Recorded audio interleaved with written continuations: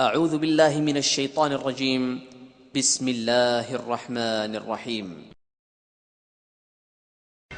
আল্লাহ তুমি অপরূপ, না জানি কত সুন্দর। তোমায় আমি সপেছি প্রাণ, সপেছি এই অন্তর। আল্লাহ তুমি অপরূপ, না জানি কত সুন্দর। তোমায় আমি সপেছি প্রাণ, সপেছি এই অন্তর। আল্লাহ তুমি অপরূপ, তোমার আলো ছড়িয়ে পড়ে সুন্দর এই পৃথিবীতে। চাঁদ সূরজ জেগে উঠে তোমার ডাকে সাড়া দিতে। তোমার আলো ছড়িয়ে পড়ে সুন্দর এই পৃথিবীতে। চাঁদ সূরজ জেগে উঠে তোমার ডাকে সাড়া দিতে। তুমি আছো বুকের গহীন ভিতর। আল্লাহ তুমি অপরূপ, না জানি কত সুন্দর। তোমায় আমি সপেছি প্রাণ, সপেছি অন্তর। আল্লাহ তুমি অপরূপ। আসসালামু আলাইকুম ওয়া রাহমাতুল্লাহি ওয়া বারাকাতুহু।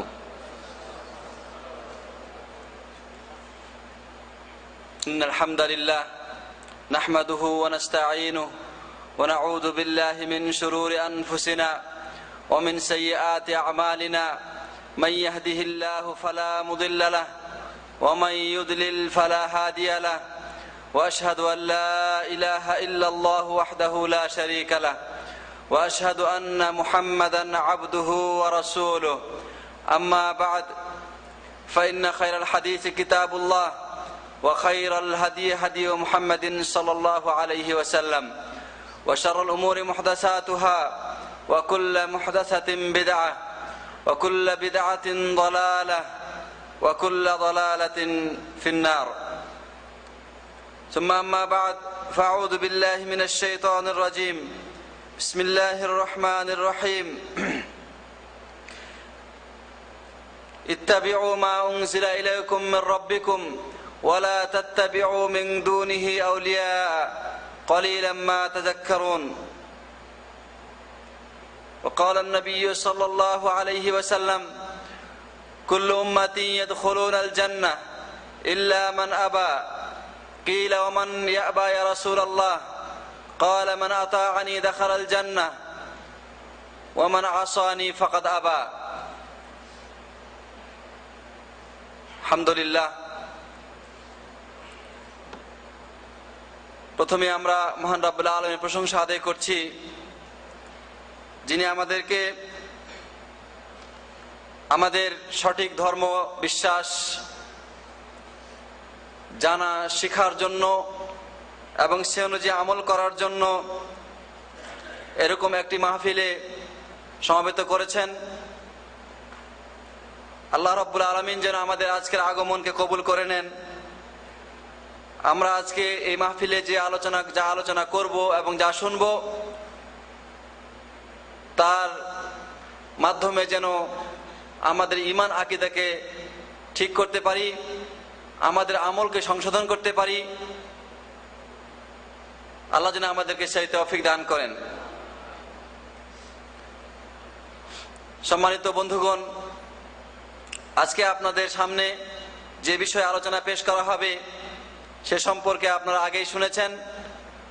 কোরআন এবং হাদিসের কষ্টি পাথরে শবে বরাত। এই বিষয়টি বর্তমান প্রেক্ষাপটে একটি গুরুত্বপূর্ণ বিষয়। যদিও এই বিষয় পূর্ব যুগে ছিল না। পূর্ব যুগ বলতে সাহাবায়ে কেরাম, তাবিঈন বা তাদের পরবর্তী যুগে এই বিষয় নিয়ে কোনো আলোচনা পর্যালোচনা হয়েছে এরকম কোনো ইতিহাস পাওয়া যায় না।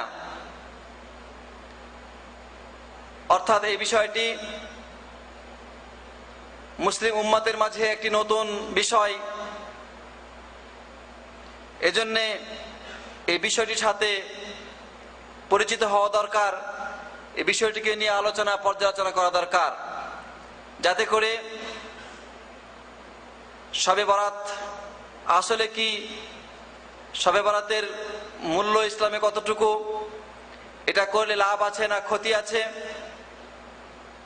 এ বিষয় সম্পর্কে আমাদের জ্ঞান থাকা উচিত। এজন্য আমরা এই বিষয়টা অবতারণা করেছি।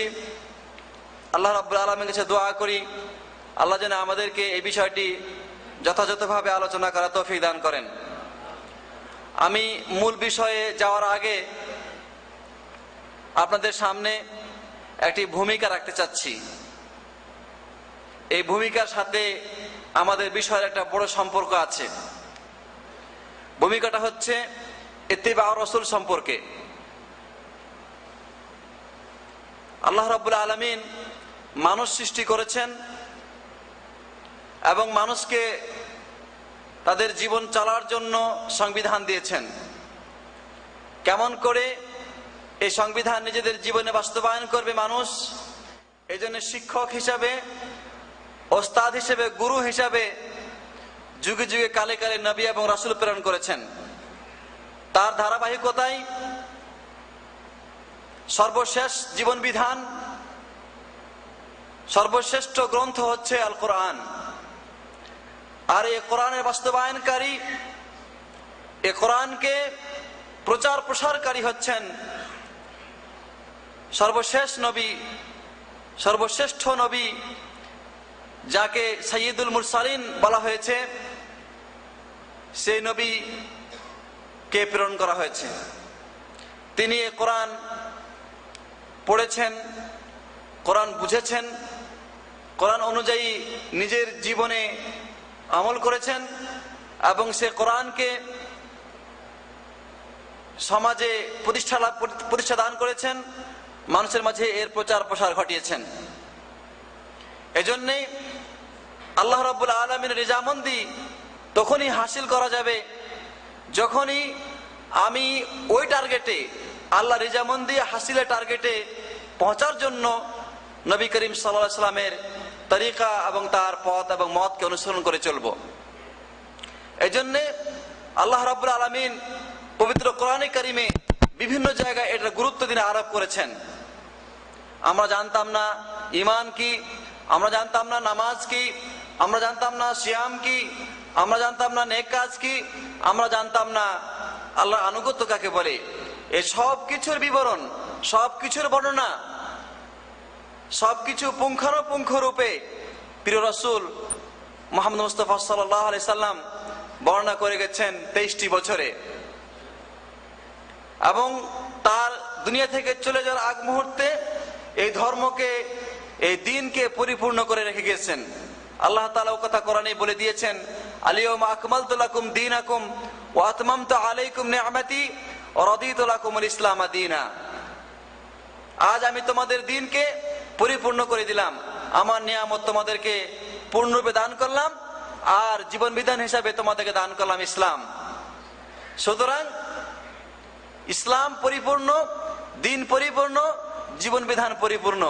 এখানে কোনো অপূর্ণতা নেই, এখানে নতুনত্বের কোনো স্থান জায়গা নেই।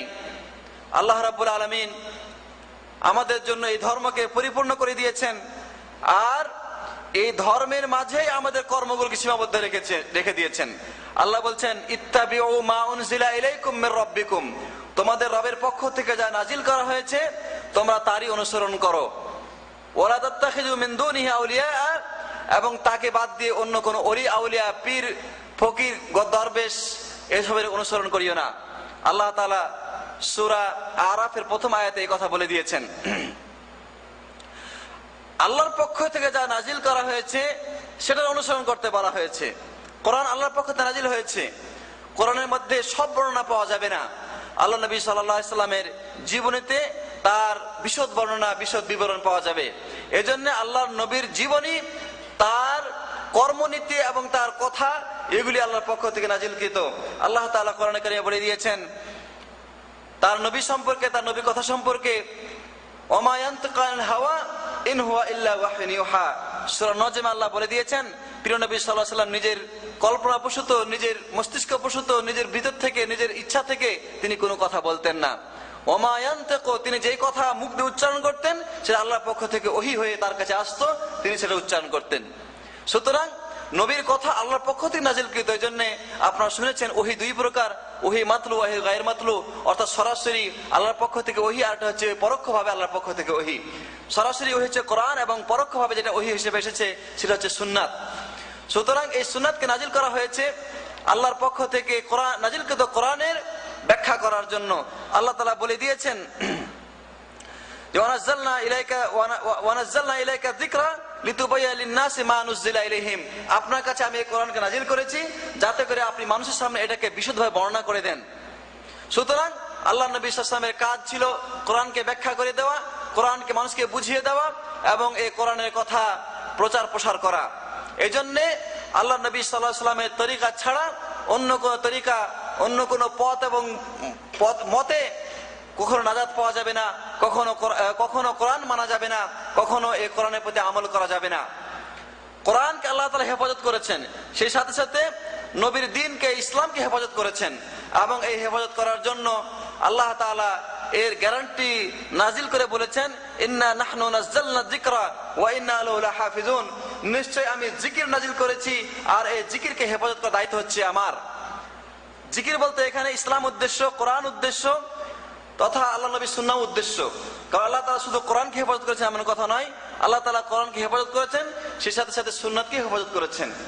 যদিও কোরআনের মাঝে কোন প্রকার কোন পরিবর্তন নিয়ে আসার জন্য মানুষ কখনো অগ্রসর হয়নি এবং হওয়ার চেষ্টা করে লাভবান হয়নি, কিন্তু যেহেতু আল্লাহ নবী সাল্লাল্লাহু আলাইহি ওয়াসাল্লামের যুগে সুন্নাত সরাসরি লিখিত হয়নি, এজন্য মানুষ পরবর্তী যুগে এর মধ্যে কিছু না কিছু অনুপ্রবেশ ঘটানোর চেষ্টা করেছে। কিন্তু আল্লাহ তাআলা যুগে যুগে কালে কালে এমন কিছু মানুষ পাঠিয়েছেন যারা এই সুন্নাতকে হেফাজত করেছে, এবং এই সুন্নাতের মধ্যে যে সমস্ত বিষয় অশুদ্ধ এবং আল্লাহর নবী থেকে নয়, যেটি আল্লাহর পক্ষ থেকে নয়, সেগুলি আল্লাহ রাব্বুল আলামিন তাদেরকে তারা হেফাজত করিয়ে নিয়েছেন। যেমন ইমাম বুখারী, ইমাম মুসলিম, ইমাম আহমদ বিন হাম্বল, ইমাম আবু হানিফা, ইমাম শাফি, ইমাম মালিক, এ ধরনের বড় বড় আইম্মায়ে কেরাম দ্বারা যারা ছিলেন এলেমের সাগর পাহাড়, যারা কোনো কিছু শুনলে, মুখস্থ করলে, কোনো কিছু একবার তাদের কানে আসলে সাথে সাথে তারা মুখস্থ করতেন এবং সেইভাবে মানুষের সামনে সেটা উপস্থাপন করতেন এবং প্রকাশ করতেন। তাদের স্মৃতিশক্তিতে কোনো প্রকার কোনো ত্রুটি কখনোই ছিল না, যার কারণে দ্বীনকে সহিশুদ্ধভাবে, বিশুদ্ধভাবে হেফাজত করা সম্ভব হয়েছে। সুতরাং আমরা এই দ্বীনের প্রতি আমল করার জন্য ফাইন তানাজাতুম ফি শাইইন ফারুদ্দুহু ইলাল্লাহি ওয়ার রাসূল, দ্বীন এবং ইসলামের প্রতি আমল করার জন্য যদি কখনো তোমাদের মাঝে মতবিরোধ দেখা যায়, তাহলে আল্লাহ এবং তার রাসূলের দিকে ফিরে আসবে এবং সেখান থেকে তোমার সমাধান নেবে। এবং আল্লাহ এবং তার রাসূলের দিকে ফিরে আসার অর্থ হচ্ছে আল্লাহর কোরআন অনুসন্ধান করা, এবং দ্বিতীয় কথা হচ্ছে আল্লাহ নবী সাল্লাল্লাহু আলাইহি ওয়াসাল্লামের সুন্নাতের অনুসরণ করা। আল্লাহর কোরআন আমাদের মাঝে রয়েছে, নবীর সুন্নাত আমাদের মাঝে রয়েছে। সুতরাং দুনিয়া এবং আখিরাতে কল্যাণ পেতে চাইলে, দুনিয়া এবং আখিরাতে মঙ্গল পেতে চাইলে, মুক্তি এবং নাজাত পেতে চাইলে কোরআনের অনুসরণ এবং রাসূলের সুন্নাহর অনুসরণ ছাড়া অন্য কোনো উপায় নেই। আল্লাহ রাব্বুল আলামিন এই কথা বলে দিয়েছেন যে তোমরা আতিউল্লাহ ওয়া আতিউর রাসূল, তোমরা আল্লাহর অনুসরণ করো এবং রাসূলের অনুসরণ করো। আজকে ইমাম সাহেব এটা তেলাওয়াত করেছেন এশার নামাজে, ইয়া আইয়ুহাল্লাযীনা আমানু আতিউল্লাহ ওয়া আতিউর রাসূল ওয়া উলি আমরি মিনকুম, হে ঈমানদারগণ তোমরা আল্লাহর আনুগত্য করো এবং রাসূলের আনুগত্য করো, এবং উলিল আমর তোমাদের যারা নেত্রী পর্যায়ে রয়েছে তাদের কথা অনুসরণ করো। এ কথার অর্থ হচ্ছে এই যারা কর্তৃত্বশীল এবং নেতৃত্বশীল রয়েছে তাদের অনুসরণ করতে হবে তখন যখন সেই অনুসরণটা হবে আল্লাহ এবং তার রাসূলের অনুসরণের মাঝে। যদি আল্লাহ এবং তার রাসূলের আনুগত্যের বাইরে হয় সে কথা মানা চলবে না। সে যেই হোক না কেন, নেতা হোক না কেন, বা ইমাম হোক না কেন, বা অলি হোক না কেন, যত বড় মুহাদ্দিস হোক না কেন, তার কথা গ্রহণযোগ্য হবে না। আর যখন কিনা মানুষ আল্লাহ এবং তার রাসূলের আনুগত্য করবে, আল্লাহ রাব্বুল আলামিন তাদেরকে ভালোবাসবেন এবং তাদের গুনাহগুলো ক্ষমা করে দিবেন, তাদেরকে জান্নাত দান করবেন। আল্লাহ রাব্বুল আলামিন কোরআনে কারিমে বলছেন মাইয়ুতিউর রাসূলা ফাকাদ আতা আল্লাহ, যে রাসূলের অনুসরণ করলো সে আল্লাহর অনুসরণ করলো। আল্লাহ তাআলা আরো বলছেন কুল ইন কুনতুম তুহিব্বুনাল্লাহ ফাত্তাবিউনি ইউহিব্বুকুমুল্লাহ, আপনি বলে দিন যে তোমরা যদি আল্লাহকে ভালোবেসে থাকো তাহলে তোমরা আমার অনুসরণ করো, অর্থাৎ প্রিয় রাসূল মুহাম্মদ সাল্লাল্লাহু আলাইহি ওয়াসাল্লামের অনুসরণ করো। তাহলে কি হবে? আল্লাহ রাব্বুল আলামিন তোমাদেরকে ভালোবাসবেন। ইউহিব্বুকুমুল্লাহ, আল্লাহ তোমাদেরকে ভালোবাসবেন। আর আল্লাহ যাকে ভালোবাসবেন তাকে তিনি দুনিয়াতে শান্তি দান করবেন, আখিরাতে তাকে শান্তি দান করবেন। দুনিয়াতে শান্তি দান করবেন, আখিরাতে তাকে শান্তি দান করবেন, তার গুনাহগুলি ক্ষমা করে দিবেন। আল্লাহ বলছেন ওয়ায়াগফির লাকুম যুনুবাকুম, এবং আল্লাহ তোমাদেরকে তোমাদের গুনাহগুলোকে, তোমাদের পাপগুলোকে মার্জনা করে দিবেন, ক্ষমা করে দিবেন। আর যে ব্যক্তি এভাবে আল্লাহর আনুগত্য করবে, রাসূলের অনুসরণ করবে, রাসূল যে পথে চলেছে সে পথে নিজের জীবনকে পরিচালনা করবে, তার জন্য জান্নাত রয়েছে। আল্লাহ নবী সাল্লাল্লাহু আলাইহি ওয়াসাল্লাম ইরশাদ করছেন কুল্লু উম্মতি ইয়াদখুলুনাল জান্নাহ, আমার উম্মতের প্রত্যেক ব্যক্তি জান্নাতে প্রবেশ করবে, ইল্লা মান আবা, কিন্তু সে লোক জান্নাতে প্রবেশ করবে না যে জান্নাতে যাইতে অস্বীকার করে। সাহাবায়ে কেরাম প্রশ্ন করলেন কিলা ওয়া মান ইয়াবা, এমন কেউ আছে নাকি সে জান্নাতে যেতে অস্বীকার করে? আল্লাহ নবী সাল্লাল্লাহু আলাইহি ওয়াসাল্লাম বললেন যে মান আতাআনি দাখালাল জান্নাহ, যে আমার অনুকরণ করলো, আমার পদাঙ্ক অনুসরণ করে আমার কথা মেনে চললো, আমার কর্মনীতি অনুকরণ করলো, সে জান্নাতে প্রবেশ করলো। ওয়ামান আসানি, এবং যে আমার নাফরমানি করলো, আমার পথ এবং মতের বাইরে চলে গেল, ফাকাদ আবা, সেই লোকই জান্নাতে যেতে অস্বীকার করলো। তাহলে আল্লাহর নবীর তরিকাকে ছেড়ে দিয়ে অন্য তরিকা গ্রহণ করলে জান্নাতে যাওয়া যাবে না। আর যে জান্নাতে যাওয়া যাবে না, যে ব্যক্তি জান্নাতে যাবে না, তার দুনিয়ার জীবনও সংকীর্ণময় হবে, আখিরাতের জীবনও সংকীর্ণময় হবে। এজন্য আল্লাহ তাআলা বলে দিয়েছেন যে ফালিয়াহযারিল্লাযীনা ইউখালিফুনা আন আমরিহি আন তুসিবাহুম ফিতনাতুন আও ইউসিবাহুম আযাবুন আলীম, যারা তার আদেশ এবং নির্দেশের, যারা তার বিধানের বিপরীত করে চলে, তার বিরোধিতা করে, তারা সতর্ক হয়ে যাক যে আন তুসিবাহুম ফিতনা, তারা ফিতনায় পড়বে, তারা বিপদে পড়বে, তাদেরকে নানা রকমের মুসিবতের মধ্যে ফেলা হবে, আও ইউসিবাহুম আযাবুন আলীম, অথবা তাদেরকে কঠিন আযাব তাদেরকে পাকড়াও করবে। এই আযাব দুনিয়াতেও হতে পারে, আখিরাতেও হতে পারে। এজন্য আল্লাহ তাআলা বলে দিয়েছেন যারা আল্লাহ এবং তার রাসূলের আনুগত্য করে না, এই সমস্ত আনুগত্য বহির্ভূত মানুষকে আল্লাহ ভালোবাসেন না। আল্লাহ বলছেন কুল আতিউ আল্লাহ ওয়ার রাসূল ফাইন তাওয়াল্লাউ ফাইন্নাল্লাহা লা ইউহিব্বুল কাফিরিন, তুমি বলে দাও যে তোমরা আল্লাহ আনুগত্য করো, রাসূলের আনুগত্য করো, তাদের কথা মেনে চলো। যদি তোমরা মুখ ফিরিয়ে নাও, আল্লাহর কথা আলোচনা করার পরেও, রাসূলের কথা কানে যাওয়ার পরেও যদি সেটা না মানো, মুখ ফিরিয়ে নাও, তাহলে মনে রাখো ইন্নাল্লাহা লা ইউহিব্বুল কাফিরিন, আল্লাহ কাফের সম্প্রদায়কে ভালোবাসেন না। এই জন্যে ইসলাম ধর্মে আল্লাহর আনুগত্য, রাসূলের আনুগত্য ছাড়া অন্য কিছু নয়, অন্য কিছু এখানে চলবে না। এখানে এককভাবে আল্লাহকে মানতে হবে, এককভাবে রাসূলকে মানতে হবে। এর অতিরিক্ত কিছু যদি করা হয় তাহলে হয় সেটা শিরক হবে, আর নয় বিদআত হবে। আমরা সমাজে আলেমদের মুখে বহুবার শুনে থাকি আপনারা শিরক করিয়েন না, বিদআত করিয়েন না, কিন্তু শিরক কাকে বলে, কোন কাজ করলে শিরক হবে, শিরকের উদাহরণ কি কি, এইগুলি খুব কমে আলোচনা করা হয়। বিদআত কাকে বলে, বিদআতের উদাহরণ কি, সমাজে প্রচলিত করে বিদআত আছে কিনা, সেরকম কোন আলোচনা পাওয়া যায় না। বরং ইসলামের নাম দিয়ে যত কাজই করা হোক না কেন সেগুলিকে ভালো কাজ বলে চালিয়ে দেওয়া হয় এবং ইসলামের জড় কেটে দেওয়া হয়। এই জন্য আল্লাহ নবী সাল্লাল্লাহু আলাইহি ওয়াসাল্লাম যেমন করে ইত্তেবা করার জন্য, অনুসরণ করার জন্য তিনি মানুষকে আদেশ দিয়েছেন, ঠিক তেমনি ভাবে বিদআত থেকে সতর্ক করেছেন। তিনি বলেছেন আপনারা প্রত্যেক দিন, প্রত্যেক জুমার খুতবায় আপনারা শুনে থাকেন যে ইমাম সাহেব পাঠ করেন আম্মা বাদ, ফাইন্না খায়রুল হাদিসি কিতাবুল্লাহ, সর্বোত্তম কথা হচ্ছে আল্লাহর কিতাব, খায়রুল হাদি হাদি মুহাম্মদ সাল্লাল্লাহু আলাইহি ওয়াসাল্লাম, আর সর্বশ্রেষ্ঠ হেদায়েত হচ্ছে, সর্বশ্রেষ্ঠ নির্দেশনা হচ্ছে নবী মুহাম্মদ সাল্লাল্লাহু আলাইহি ওয়াসাল্লামের হেদায়েত, তার পথ নির্দেশনা, তার মতবাদ এবং তার পথ, এটা হচ্ছে সর্বশ্রেষ্ঠ। ওয়া শাররুল উমুরি মুহদাসাতুহা, খুতবা শুনে কি সবাই আমরা সুন্দর সুন্দর মুখস্থ হয়ে গেছে। আল্লাহ নবী সাল্লাল্লাহু আলাইহি ওয়াসাল্লাম বলছেন ওয়া শাররুল উমুরি মুহদাসাতুহা, সবকিছুর মধ্যে নিকৃষ্ট কাজ হচ্ছে এই ধর্মের মাঝে নতুন কিছু সৃষ্টি করা। ফাইন্না কুল্লা মুহদাসাতিন বিদআহ, প্রত্যেক নতুন সৃষ্টি হচ্ছে বিদআত। ওয়া কুল্লু বিদআতিন দালালাহ, আর প্রত্যেক বিদআত হচ্ছে বিভ্রান্তি, পথভ্রষ্টতা। পথভ্রষ্টতার পরিণাম কি?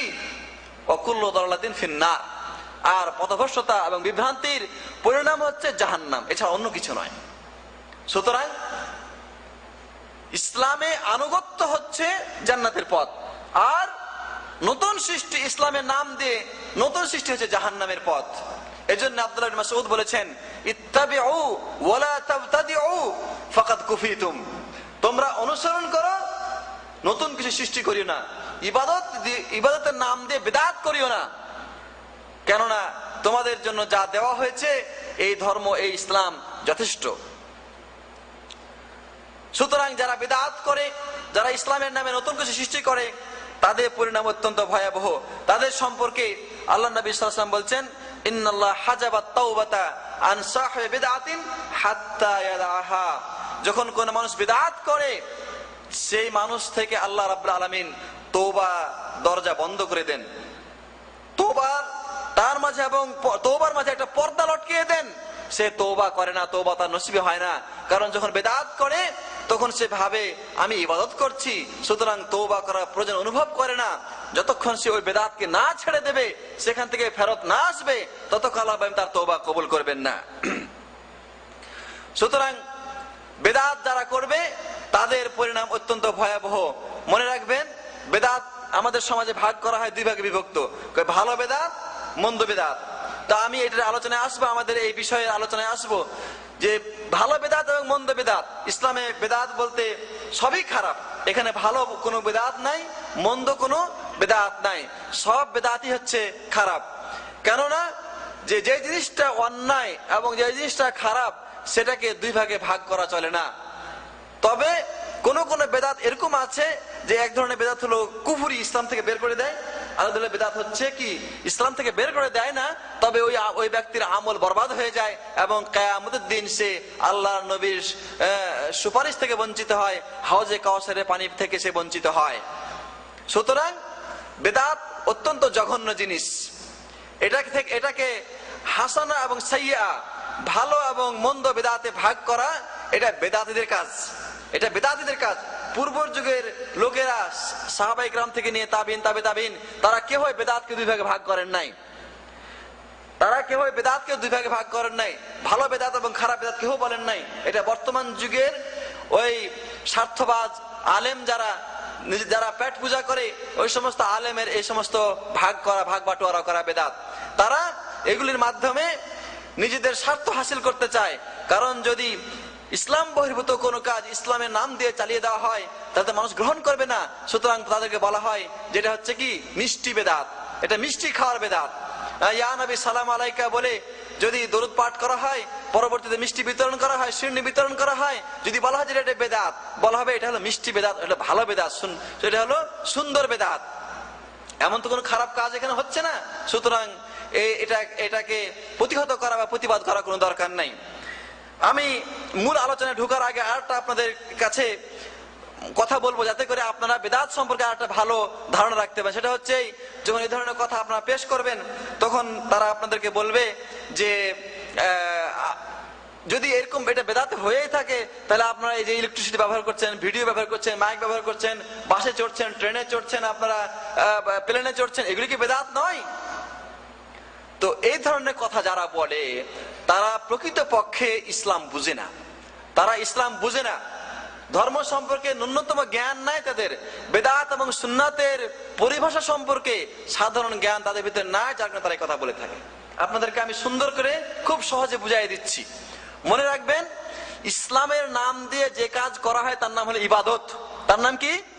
ইবাদত। ইসলামের নাম দিয়ে সওয়াবের আশায়, ইসলামের নাম দিয়ে সওয়াবের আশায় যে কাজ করা হয় তার নাম কি? ইবাদত। আর সওয়াবের আশা ছাড়া দুনিয়ার উদ্দেশ্যে যে কাজ করা হয় তার নাম হচ্ছে দুনিয়াবি কাজ। তাহলে আপনারা ভালো করে বুঝতে পেরেছেন যে রেলগাড়ির সাথে এই মিলাদ পড়া বা শবে বরাত করার তুলনা করা চলবে না। কেন চলবে না? যে আমরা মিলাদ পড়ি সওয়াবের নিয়তে, আর রেলগাড়িতে বা প্লেনে আমরা কখনোই সওয়াবের নিয়তে চড়ি না। সুতরাং যেহেতু সওয়াবের নিয়তে চড়ি না, ওটাকে বিদআত বলা, ইবাদত বলা, এটা হলো মূর্খতা, এটা মূর্খতা, এটা মূর্খদের কাজ। কিন্তু আমি মিলাদ পড়ে যদি সওয়াবের নিয়ত করি, তাহলে এখানে প্রশ্ন আসবে এটা কি ইবাদত না বিদআত? যদি দলিলে থাকে ইবাদত, আর দলিল না থাকলে সেটা কি বিদআত, সেটা হচ্ছে বিদআত। এই আপনারা এই সহজ কথাটা বুঝতে পেরেছেন। সুতরাং তারপরে বুঝতে না পারলে আপনার প্রশ্ন লিখে পাঠাবেন, আরো সুন্দর করে বুঝাই দেবেন ইনশাআল্লাহ উদাহরণ দিয়ে। আজকে এবার আসি আমি আমার মূল বিষয়ে। এই ভূমিকাটা দীর্ঘ করলাম এই জন্য যাতে করে আমাদের মূল বিষয়টা বুঝতে সুবিধা হয়। আমাদের বিষয় হচ্ছে এই শবে বরাত, কোরআন এবং সুন্নাহর কোষ্ঠী পাথরের শবে বরাত। শবে বরাত শব্দটা কিন্তু বাংলা শব্দ নয়, আরবি শব্দ নয়, এটা ফার্সি শব্দ। সব শব্দের অর্থ হলো রাত্রি। আর বরাত শব্দ ফার্সিতে যদি হয় তাহলে এর অর্থ হচ্ছে নির্দেশ পাওয়া। এটা শব্দ হচ্ছে নির্দেশ পাওয়ার রাত্রি। তাহলে শবে বরাত শব্দের অর্থ হচ্ছে নির্দেশ পাওয়ার রাত্রি। আর এটাকে যদি আমরা আরবিতে নিয়ে আসি, লাইলাতুল বারাআহ, লাইলাতুল বারাআহ, বারাআহ মানে মুক্তি, আর লাইলা মানে রাত, তাহলে মুক্তির রাত। আমরা সাধারণভাবে সমাজে যে জিনিসটা জানি সেটা হচ্ছে কি সৌভাগ্য রজনী বা ভাগ্য রজনী, ভাগ্য রজনী। এই রাত যখন আসে বা এই সময় যখন আসে, সে রাতটা সময়টা হচ্ছে এই শাবান মাসের 14তম রাত, 14তম দিন অতিবাহিত হয়ে যাওয়ার পরে যে রাতটা হবে, সে রাতটাকে বলা হয় শবে বরাত বা সৌভাগ্য রজনী, মুক্তি রজনী বা ভাগ্য রজনী। এই দিন, এই রাত সম্পর্কে যে ধারণা আমাদের সমাজে রয়েছে সেটা হচ্ছে যে এই রাতে ইবাদত করলে গুনাহ মাফ হয়, এই রাতে নাকি কোরআন নাজিল হয়েছে, এই রাতে মানুষের আগামী 1 বছরের ভাগ্য লেখা হয়, এই রাতে আল্লাহ রাব্বুল আলামিনের পক্ষ থেকে যে সমস্ত মানুষ মারা গেছে সে মানুষের রূহগুলো ছাড়া পেয়ে যায়, তারা দুনিয়াতে আগমন করে। সুতরাং তাদের স্বাগত জানানোর জন্য মিলাদ মাহফিলের আয়োজন করতে হবে, তাদের কবর জিয়ারত করতে হবে, তাদের জন্য ঘরে আগরবাতি মোমবাতি জ্বালাতে হবে, তারপরে আলোকসজ্জা করতে হবে। এমনি ভাবে এই রাতকে, এই সময়ে যেহেতু আল্লাহ নবী সাল্লাল্লাহু আলাইহি ওয়াসাল্লামের দন্দন মুবারক শহীদ হয়েছিল, এই জন্য তার সমবেদনায় শরীক হয়ে হালুয়া রুটি খেতে হবে। আর এই রাতে গুনাহ মাফ পাওয়ার জন্য 100 রাকাত নামাজ পড়তে হবে। আর এই কাজগুলি যেহেতু করার জন্য সময় দরকার, শ্রম দরকার, সারা রাত জেগে থাকতে হবে, এজন্য পরের দিন সরকারি ছুটি ঘোষণা করতে হবে এবং সরকারি ছুটি দেওয়াও হয়। সরকারি যারা কর্মচারী রয়েছে তারা সবাই এই পরের দিন তারা অত্যন্ত আনন্দে ঘুমের মাঝে দিনটাকে কাটায়, এবং যারা শবে বরাত পালন করে তারা আবার রোজা করার মাঝে এই দিনটাকে অতিবাহিত করে, রাত ইবাদতের মাঝে এবং দিনটাকে রোজা রাখার মাঝে তারা অতিবাহিত করে থাকে।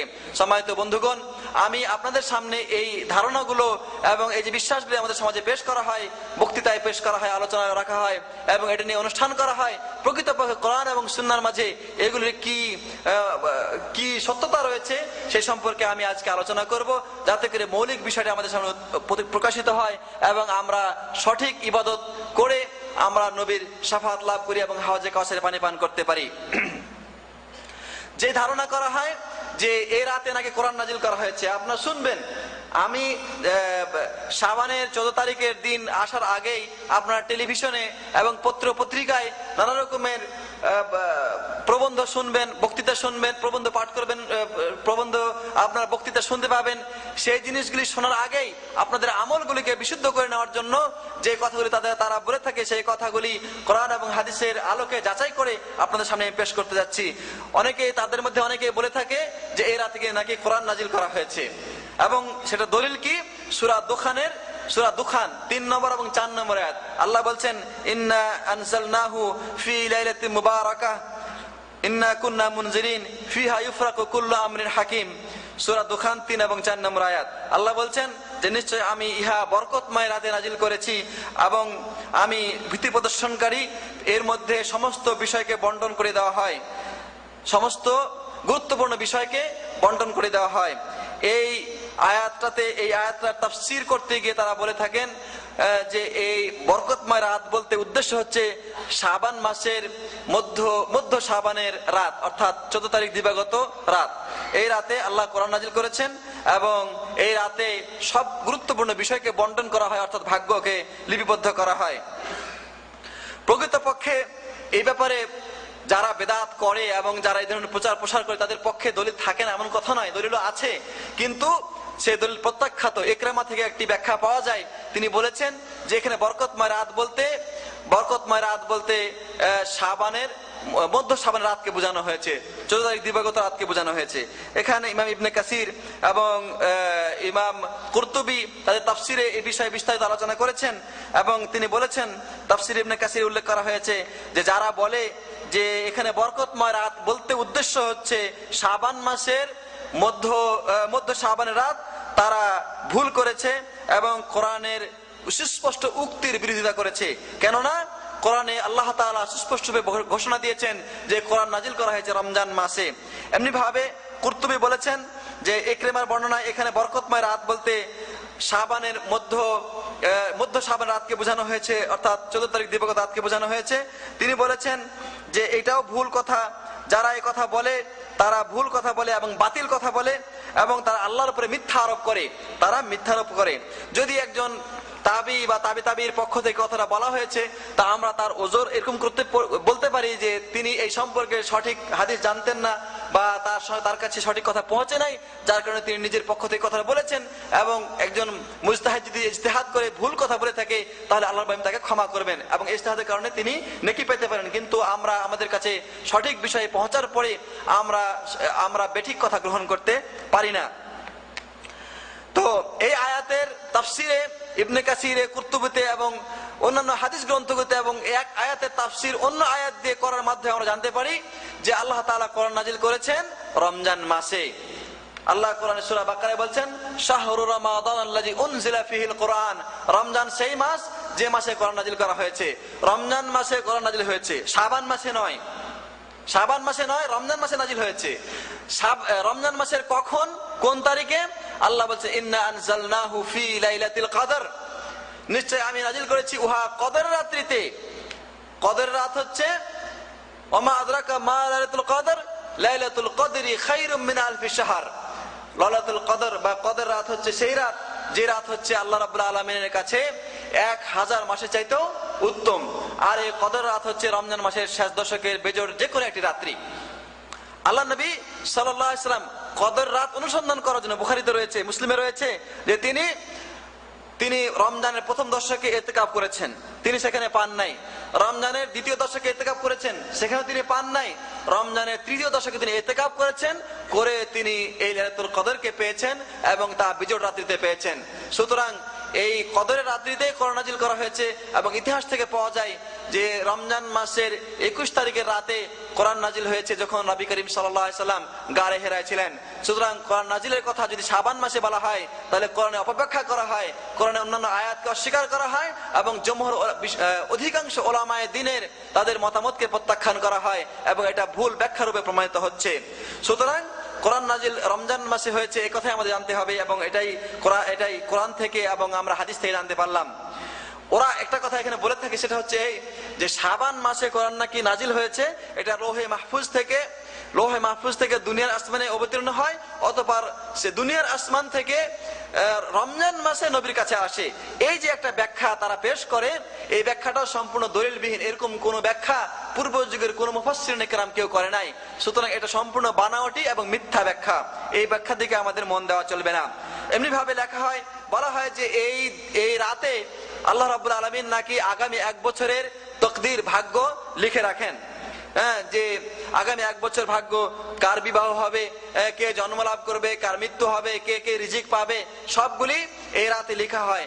আর এই কারণে যেহেতু ভাগ্য লেখা হয়, এই জন্য আমার ভাগ্য যাতে করে ভালো হয়, এই জন্যে সারা বছর নামাজের কোনো ধারে কাছেও নাই, নেক কাজের কোনো ধারে কাছেও নাই, সর্বাবস্থায় শয়তানি, বাটপারি, বেনামাজি অবস্থায় তার দিন অতিবাহিত হয়। যখন শাবান মাস আসে তখন সারা বছরের মাঝে সবচাইতে গুরুত্বপূর্ণ এবং শ্রেষ্ঠতম রাত হিসেবে এই রাতকে গ্রহণ করে গোসল করে, নতুন কাপড় পরে, আতর সুগন্ধি লাগিয়ে, টুপি মাথায় দিয়ে মসজিদে সবার আগে কাতারে হাজির হয়ে যায়, যাতে করে সারা রাত ইবাদত বন্দেগী করে আমার ভাগ্যটা সঠিকভাবে আল্লাহর কাছে লেখা হয়ে যায়। আগামী 1 বছর যেন আমি আরো বেশি করে সঠিকভাবে নিরাপত্তার সাথে, নিরাপদের মাঝে আমি যেন বাটপারি এবং শয়তানি করতে পারি এবং আমি বেনামাজি হয়ে আরো সুন্দরভাবে জীবনযাপন করতে পারি, এরকম ভাগ্য যেন আমার লেখা হয়ে যায়।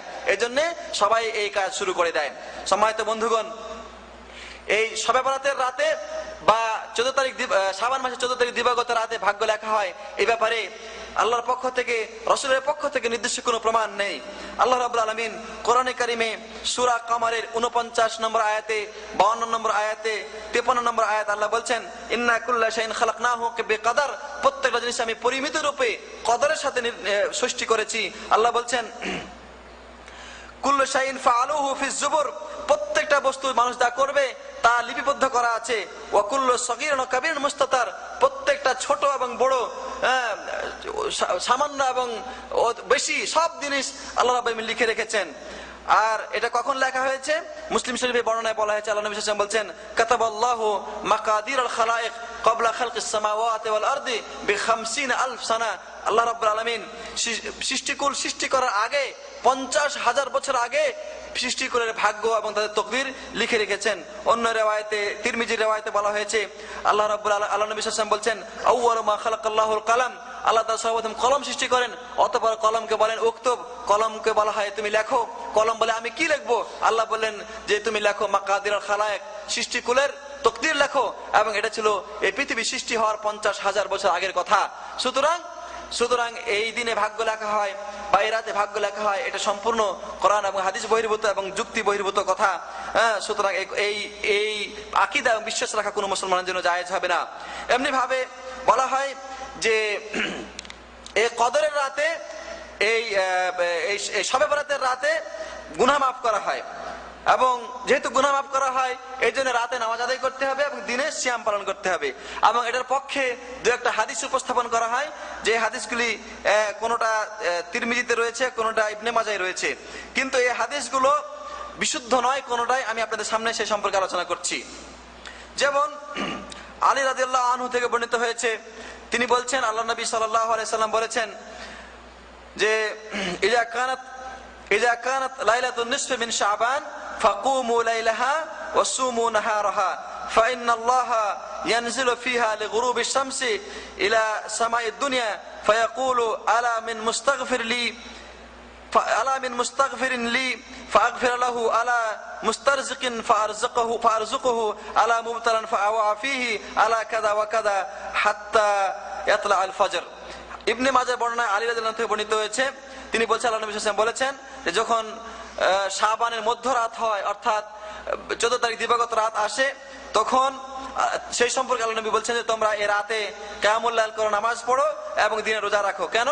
যে এই রাতে আল্লাহ রাব্বুল আলামিন সূর্য ডুবার পরেই দুনিয়া আসমানে নেমে আসেন, অতঃপর ফজর পর্যন্ত তিনি বান্দাদের আহ্বান করেন, আছো কোনো গুনাহগার আমাকে ডাকো, আমি তার গুনাহ মাফ করে দেব। আছো কোনো অভাবী আমাকে ডাকো, আমি তার অভাব মোচন করে দেব। আছো কোনো বিপদগ্রস্ত আমাকে ডাকো, তোমার বিপদ দূর করে দেব। এভাবে ফজর পর্যন্ত আল্লাহ রাব্বুল আলামিন বান্দাদের আহ্বান করে থাকেন। এই হাদিসটি এতে মানে একটি বিশুদ্ধ জিনিসের সাথে একটি অশুদ্ধ জিনিসকে মিলিয়ে দেওয়া হয়েছে। এই হাদিসের দুটা দিক রয়েছে, একটা হচ্ছে আল্লাহর দুনিয়ায় নেমে আসা, আরেকটা হচ্ছে এই নেমে আসাটা শাবানের মধ্যরাতের ব্যাপারে বলা। তো এখানে দুটো জিনিস, এখানে একটা জিনিস বিশুদ্ধ, আরেকটি হচ্ছে অশুদ্ধ। বিশুদ্ধটা হচ্ছে যে দুনিয়ার আসমানে নেমে আসা। আল্লাহ রাব্বুল আলামিন দুনিয়ার আসমানে নেমে আসেন সত্য, কিন্তু এটা শুধুমাত্র এই শাবান মাসের 14 তারিখ দিবাগত রাতে নয়। বুখারী এবং মুসলিমে বহু বর্ণনা এরকম পাওয়া যায়, যে বর্ণনায় বলা হয়েছে যে আল্লাহ রাব্বুল আলামিন প্রত্যেক রাতে, কুল্লা লাইলা, প্রত্যেক রাতে আল্লাহ তাআলা যখন রাতের 2/3 সময় অতিবাহিত হয়ে যায়, কোন কোন বর্ণনায় বলা হয়েছে যখন রাতের অর্ধেক সময় অতিবাহিত হয়ে যায়, আল্লাহ রাব্বুল আলামিন আরশে আজিম থেকে দুনিয়া আসমান নেমে আসেন। নেমে এসে তিনি বান্দাদেরকে আহ্বান করেন, আছো কোনো ক্ষমা প্রার্থনা করে আমাকে ডাকো, আমি তোমাকে ক্ষমা করে দেবো। আছো কোনো গুনাহগার আমাকে ডাকো, আমি তোমার গুনাহ মোচন করে দেবো। আছো কোনো অভাবী আমাকে ডাকো, অথবা অভাব দূর করে দেবো। আছো কোনো বিপদগ্রস্ত আমাকে ডাকো, আমি তোমার বিপদ দূর করে দেবো। এইভাবে ফজর পর্যন্ত আল্লাহ রাব্বুল আলামিন বান্দাদের আহ্বান করে থাকেন। এই হাদিসটি বুখারী এবং মুসলিমে রয়েছে, এবং এটা জানলাম যে প্রত্যেক রাতে এই কাজ হয়ে থাকে। সুতরাং এখানে যে শুধুমাত্র শাবানের 14 তারিখ দিবাগত রাতকে নির্ধারণ করা হলো, এটা ওই সহিহ হাদিসের বিপরীত হওয়ার কারণে গ্রহণযোগ্য নয়। এটা হলো 1 নম্বর কথা। 2 নম্বর কথা হচ্ছে এই যে এই হাদিসের বর্ণনাকারী যিনি রয়েছেন, তার মধ্যে একজন বর্ণনাকারী, তার নাম হচ্ছে ইবনু আবি সাবরা, হাদিসের একজন বর্ণনাকারী।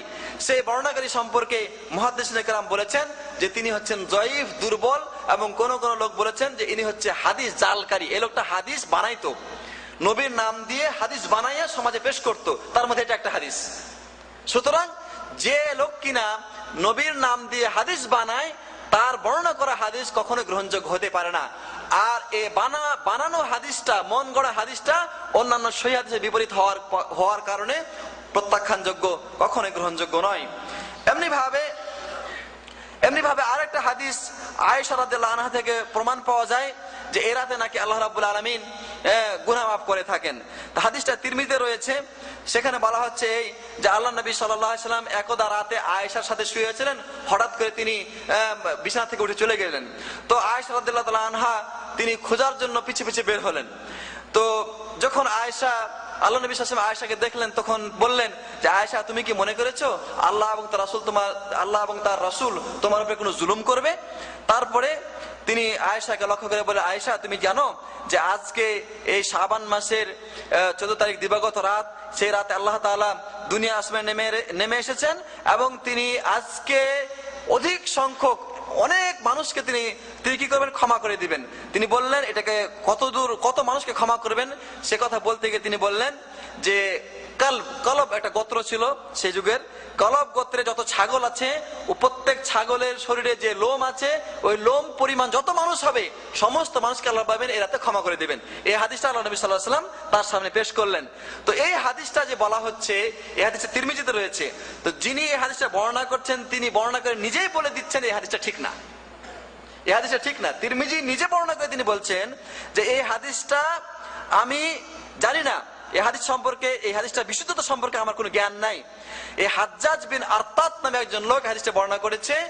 আর মুহাম্মদ বিন ইসমাইল বুখারী, যিনি বুখারী শরীফের লেখক, তিনি বলেছেন এই হাদিসটা গ্রহণযোগ্য নয়, এটা দুর্বল হাদিস। কেন? এই হাদিসের মধ্যে কারণ হচ্ছে এই যে এক নম্বর কথা হচ্ছে হাজ্জাজ বিন আরতাত যে হাদিসে বর্ণনা করেছে তিনি হলো দুর্বল বর্ণনাকারী। দুই নম্বর কথা হচ্ছে যে হাজ্জাজ বিন আরতাত তিনি যে হাদিসটা বর্ণনা করে তার ওস্তাদের কাছ থেকে, যার নাম দিয়ে বর্ণনা করছে, সেই বর্ণনাকারী ইয়াহইয়া ইবনে কাসির, তার কাছ থেকে তিনি সরাসরি শুনেন নাই, তিনি তার কাছ থেকে শুনেন নাই।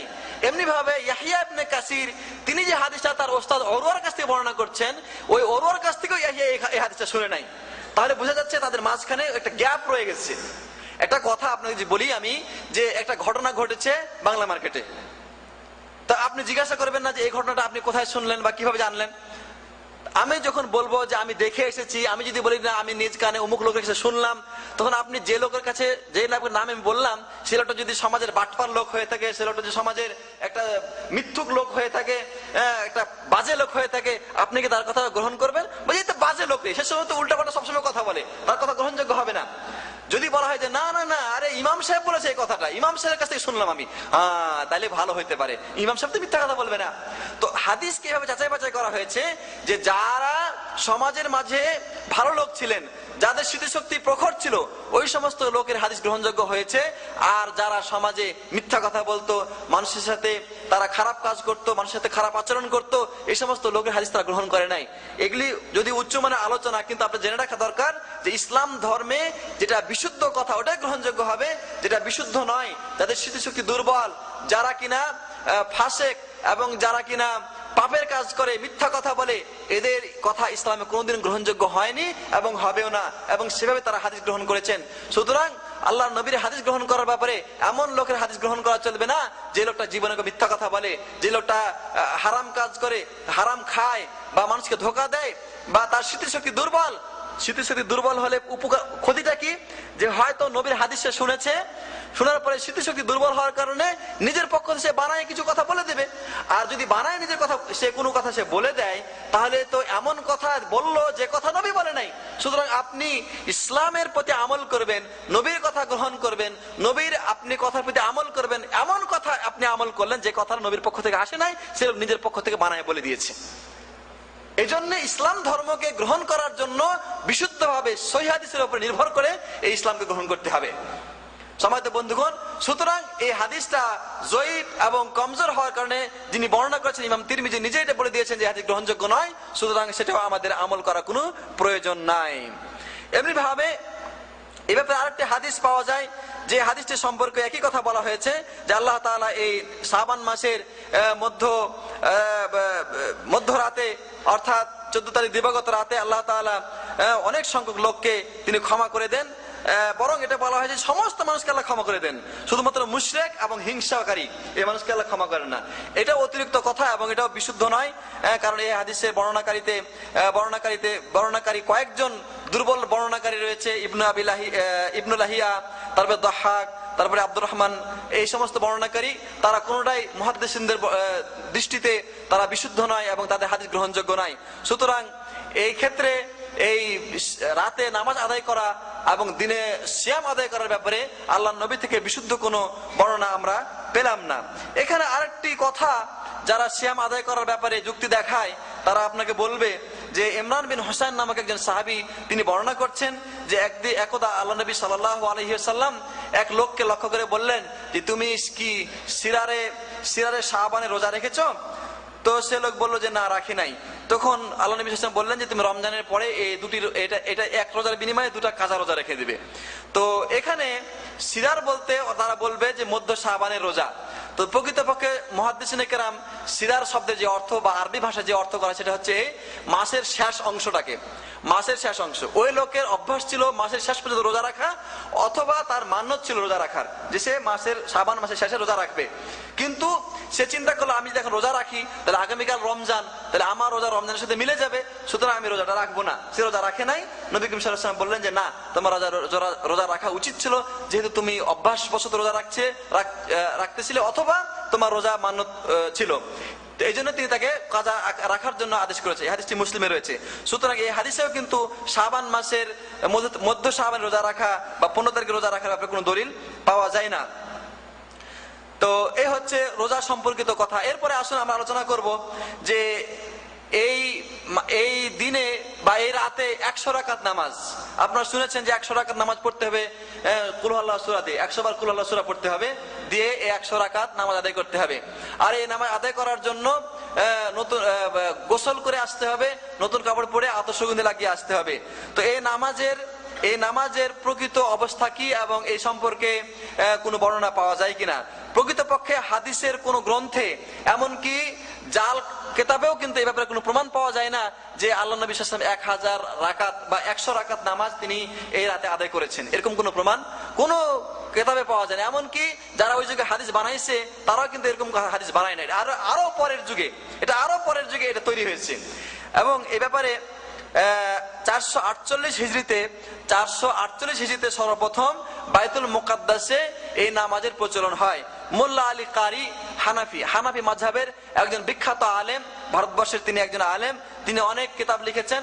তার কিতাবের মধ্যে একটি কিতাব হচ্ছে মেশকাতের ভাষ্য গ্রন্থ মেরকাত, তার কিতাবের নাম হচ্ছে মেরকাত। ওই মেরকাত গ্রন্থে তিনি এই ব্যাপারে বিস্তারিত আলোচনা করেছেন।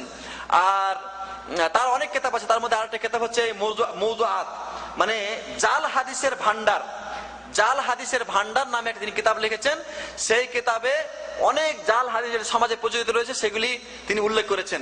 আমাদের সমাজে আমাদের মুহাদ্দিসিনে কেরাম যারা শাইখুল হাদিস নামে পরিচিত, তারা হাদিস পড়ান, হাদিসের আলোচনা করেন, কিন্তু সমাজে বা প্রচলিত রয়েছে কিছু জাল হাদিস, মানুষের তৈরি করা হাদিস, নবীর নাম দিয়ে চালিয়ে দেওয়া হাদিস, এরকম হাদিসের তারা কথা মানুষকে শোনান না। যেমন ধরেন আপনারা শুনে থাকবেন যে উতলুবুল ইলমা ওয়ালা বিসসিন, চীন দেশে গিয়ে হলেও নাকি ইলম অর্জন করতে হবে, জ্ঞান অর্জন করতে হবে, শিক্ষা অর্জন করতে হবে, এই কথা আপনারা বিভিন্ন বই পুস্তকে লেখা দেখে থাকেন। অথচ এটা হচ্ছে ওই তৈরি করা মানুষের বানানো একটা হাদিস। মোল্লা আলী কারি হানাফি মাযহাবের বিখ্যাত আলেম, তিনি ওই কথাটা তার কিতাবের মধ্যে উল্লেখ করেছেন। এমনি ভাবে আপনারা শুনে থাকবেন যে বিদ্যানের কলমের কালি শহীদের রক্তে চাইতে নাকি পবিত্র, এটা সম্পূর্ণ বানাওয়াট মিথ্যা কথা, এগুলো হলো মানুষের তৈরি করা কথা। তো উনি লিখেছেন, মোল্লা আলী কারি লিখেছেন যে শবে বরাত উপলক্ষে রাত জাগা এবং রাতে নামাজ পড়ার ব্যাপারে মানুষ জুমার দিনের চাইতেও, ঈদের দিনের চাইতেও বেশি গুরুত্ব দিয়ে থাকে এবং এই সময় সালাতে আলফিয়া নামে নামাজ আদায় করে থাকে। এই সম্পর্কে তিনি বলছেন, এই সম্পর্কে যে সমস্ত হাদিস পেশ করা হয় তা সবগুলোই জাল এবং বানাওয়াটি হাদিস, মানুষের তৈরি করা হাদিস, মন গড়া হাদিস।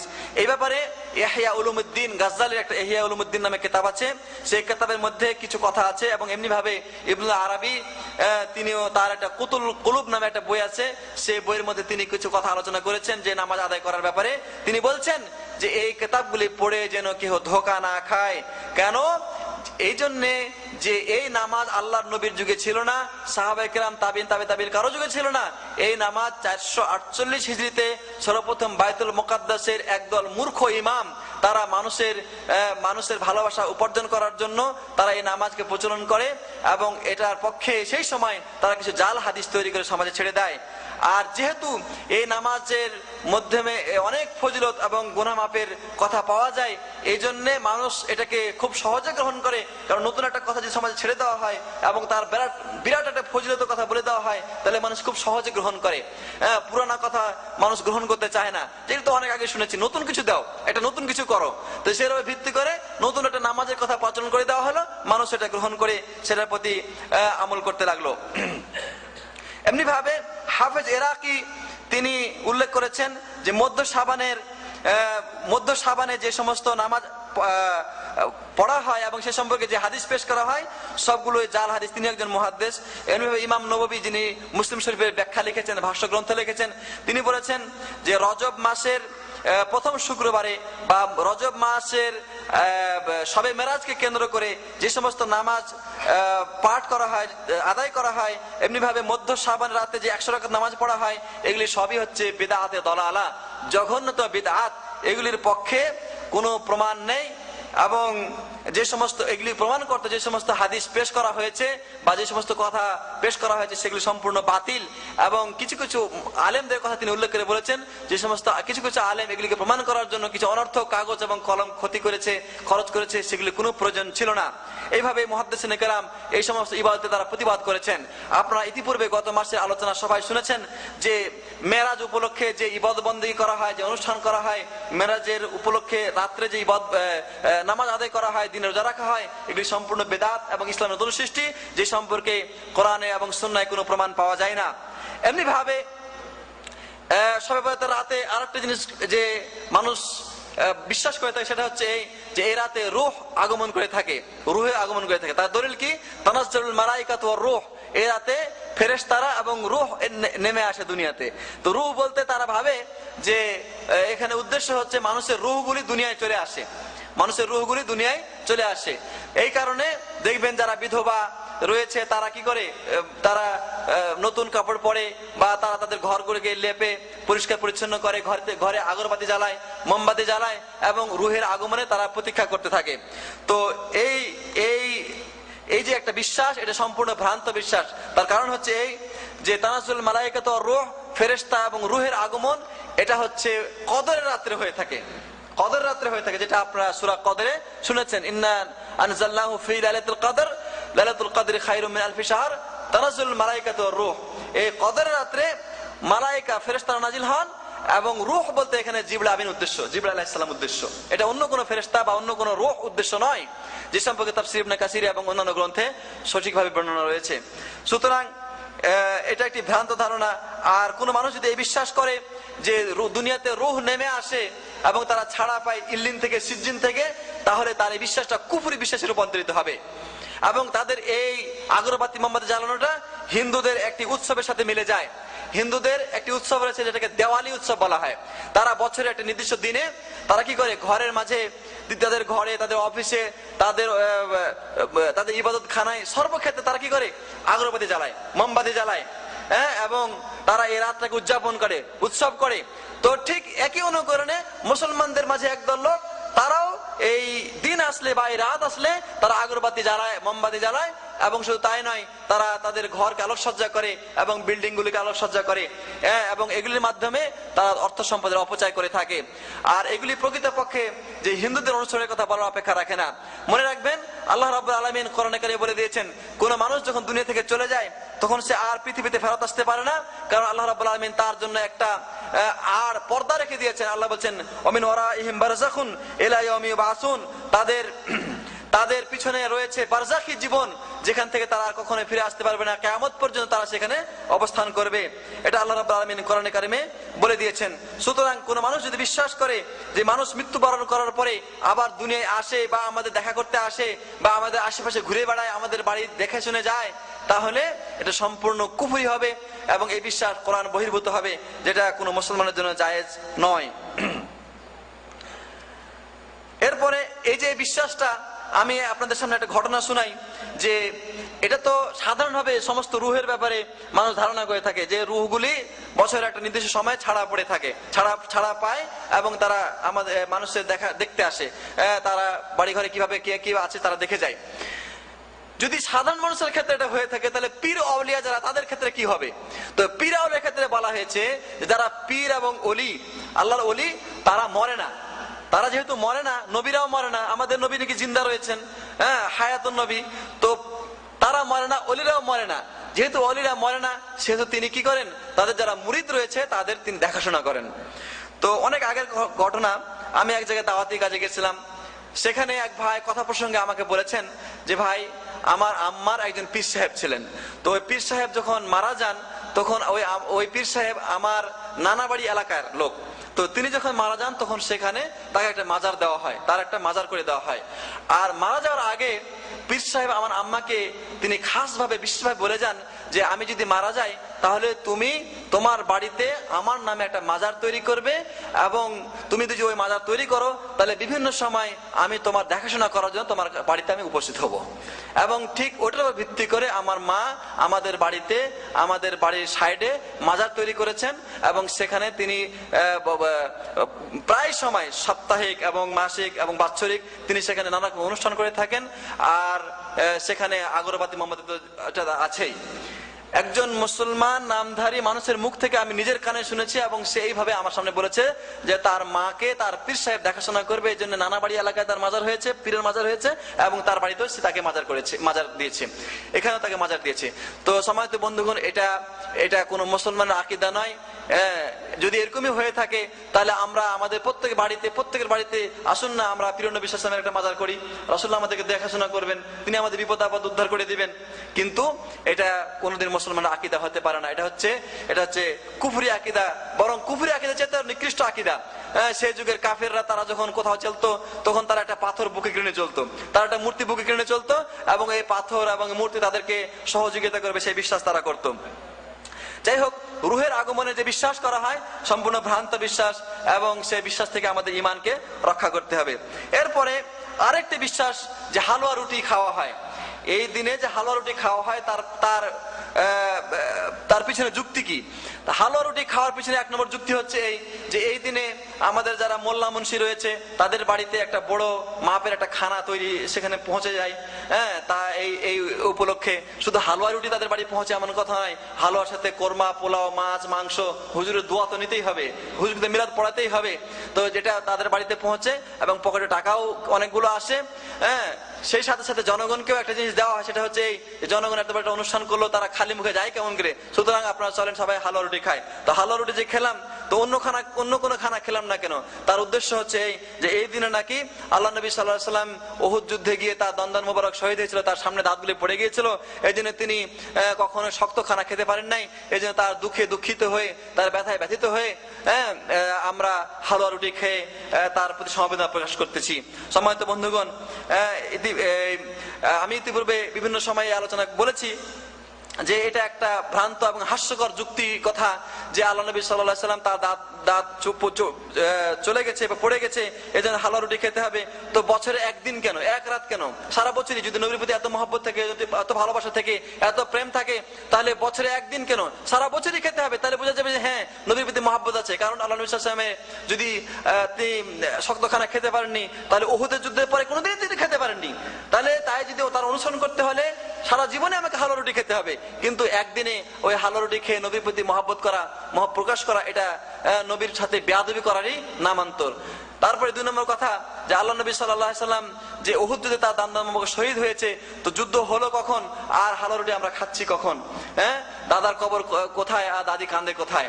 তো এটা হচ্ছে কথা যে শাওয়াল মাসে দ্বিতীয় হিজরি শাওয়াল মাসের 11 তারিখ শনিবারের দিন, দ্বিতীয় হিজরির রাসূলুল্লাহ সাল্লাল্লাহু আলাইহি ওয়াসাল্লাম মক্কা থেকে মদিনা হিজরত করে আসার 2 বছর পরে শাওয়াল মাসে শনিবারের দিন 11 তারিখে এই যুদ্ধ সংগঠিত হয়েছিল, এবং সেই সময় নবী সাল্লাল্লাহু আলাইহি ওয়াসাল্লাম দান্দন মোবারক শহীদ হয়েছিল।